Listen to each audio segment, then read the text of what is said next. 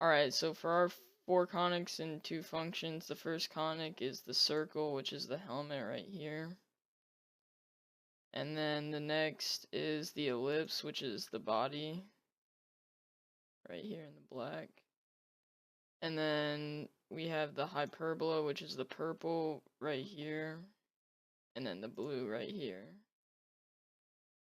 And then finally the parabola, which is like the helmet stripe. There. And then for our 2 functions, the first function is the absolute value, the like V there. And the next one is the square root function right here on his cape. Okay, so we're going to be looking at the hands of Kik-Butowski right here and the equations that we use to make them. So as you can see, the fingers right here are ellipses. We use cosine and sine equations so we could rotate them so they could be at the correct angle.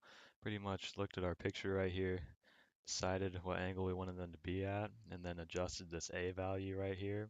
If you mess with the slider, you can see how it rotates around like that.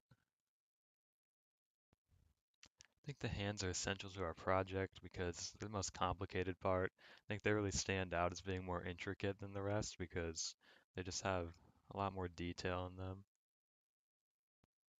We had to make a lot of adjustments to all the parts and conics of the hand. We had to make a lot of fine adjustments to the vertices and co-vertices to make sure they were the right shape. Also, pretty much every single part had to have its domain or range restricted in some way. For example, this hyperbola right here actually has 3 restrictions, as you can see here. I'll show what happens if we were to take all of these away. And it just continues on forever in both directions, which doesn't work for the character we're trying to make. But when we add those restrictions, it looks like that and fits perfectly fine. I'd say the thing that I'm most proud of on the project is how well we got the two pictures to look alike because we didn't actually trace it. So since we were just looking at it, I'm really happy with the result because they look really similar. So